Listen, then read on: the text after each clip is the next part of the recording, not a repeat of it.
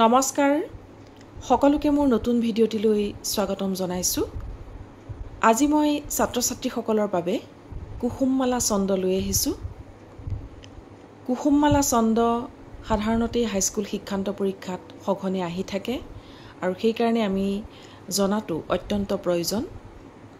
কুসুমমালা ছন্দ হৈছে য'ত 6টা অক্ষৰযুক্ত 4টা চৰণ থাকে, সেই হৈছে কুসুমমালা ছন্দ। বা 6 মাত্ৰাযুক্ত 4টা চৰণ থকা যিবোৰ ছন্দসজ্জা, সেয়ে হৈছে কুসুমমালা ছন্দ।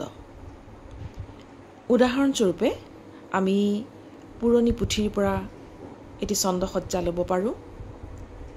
নমো নিৰঞ্জন পাতক ভঞ্জন দানৱ গঞ্জন গোপিকা ৰঞ্জন।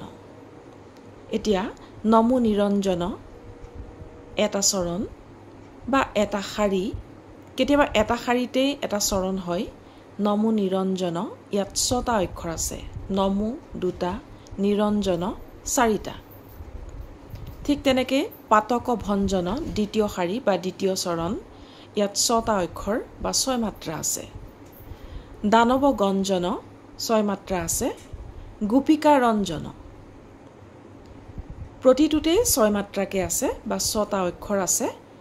আৰু এনেধৰণৰ 6 মাত্ৰাযুক্ত 4টা চৰণ থকা যিবিলাক ছন্দসজ্জা, সেয়ে হৈছে কুসুমমালা ছন্দ।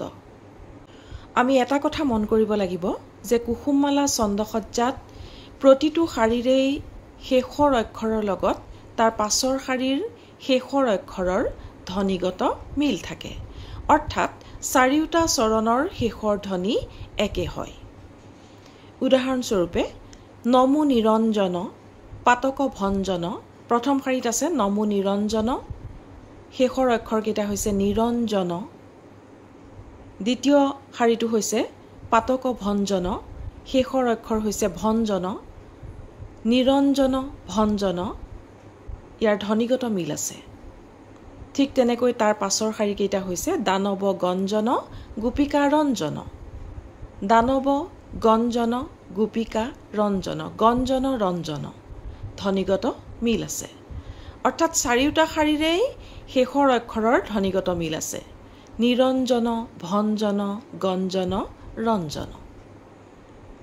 গতিকে এনেধৰণৰ যিবিলাক ছন্দসজ্জা, এই ছন্দসজ্জাকেই কুসুমমালা ছন্দ বুলি ক'ব পাৰি।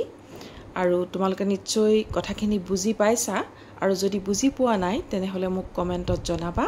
মই পুনৰ তোমালোকক সুন্দৰকৈ বুজাবলৈ চেষ্টা কৰিম। আজিলৈ মোৰ ভিডিঅ'টো সামৰিছোঁ। সকলোকে ধন্যবাদ জ্ঞাপন কৰিছোঁ।